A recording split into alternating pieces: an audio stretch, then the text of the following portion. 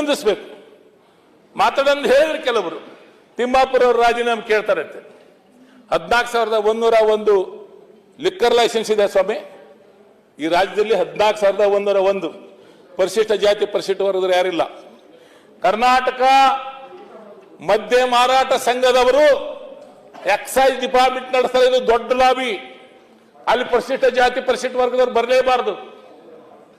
RB Timmapur ಅವರು exercise minister ಆಗಿಂದ 14,101ರಲ್ಲಿ 240 ಪರಿಶಿಷ್ಟ ಜಾತಿ ಪರಿಶಿಷ್ಟ ವರ್ಗದವರು ಕೊಟ್ಟಿದ್ದಕ್ಕೋಸ್ಕರ ಇಷ್ಟೆಲ್ಲ ಉರಿದಾಡ್ತಿರಲ್ಲ ನೀವು. ತಿಮ್ಮಾಪುರ ರಾಜೀನಾಮೆ ಪರಿಶಿಷ್ಟ ಜಾತಿ ಪರಿಶಿಷ್ಟ ವರ್ಗದವರಲ್ಲಿ ಬರಲೇಬಾರ್ದ?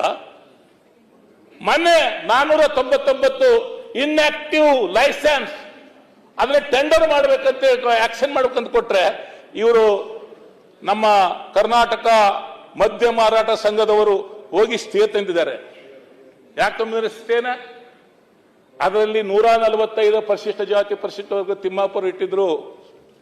ಆದ್ರಿಂದ ಪರಿಶಿಷ್ಟ ಜಾತಿ ಪರಿಶಿಷ್ಟ ವರ್ಗದವ್ರನ್ನ ಈ ಮದ್ಯ ಮಾರಾಟದಲ್ಲಿ ತಂದು ಇವರು ಶ್ರೀಮಂತರು ಮಾಡ್ತಾರ ಅಂತ ಹೇಳಿ ಈ ಬಿಜೆಪಿಯವರು ಸಂಘದವರು ಎಲ್ಲ ಒಂದಾಗಿ ತಿಮ್ಮಾಪುರ ರಾಜೀನಾಮೆ ಕೊಡ್ತಾರೆ. ನಾಚಿಕೆ ಆಗ್ಬೇಕು. ತಿಮ್ಮಾಪುರ ಅವರು ಭ್ರಷ್ಟಾಚಾರವನ್ನ ನಿಯಂತ್ರಣ ಮಾಡಿದ್ದಾರೆ. ಎಕ್ಸೈಸ್ ಡಿಪಾರ್ಟ್ಮೆಂಟ್ ನಲ್ಲಿ ಭ್ರಷ್ಟಾಚಾರವನ್ನು ನಿಯಂತ್ರಣ ಮಾಡಿದ್ದಾರೆ.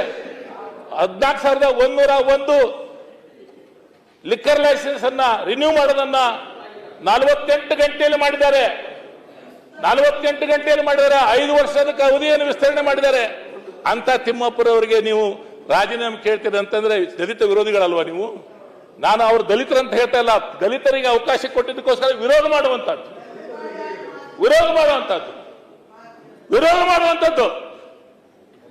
ದಲಿತರ ವಿರೋಧ ಮಾಡ್ತೀವಿ. ದಲಿತರ ಲೈಸೆನ್ಸ್ ವಿರೋಧ ಮಾಡ್ತಿಲ್ವಾ?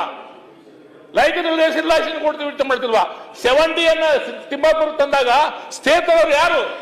ಇದೇ ಕರ್ನಾಟಕ ಮದ್ಯ ಮಾರಾಟ ಸಂಘದವರು. ಅಂದ್ರೆ ಪರಿಶಿಷ್ಟ ಜಾತಿ ಪರಿಶಿಷ್ಟವರು ಎಲ್ಲ ರಂಗದಲ್ಲಿ ಪ್ರವೇಶ ಮಾಡಬಾರ್ದ? ಯಾವ ನ್ಯಾಯ? ಯಾವ ಸಾಮಾಜಿಕ ನ್ಯಾಯ?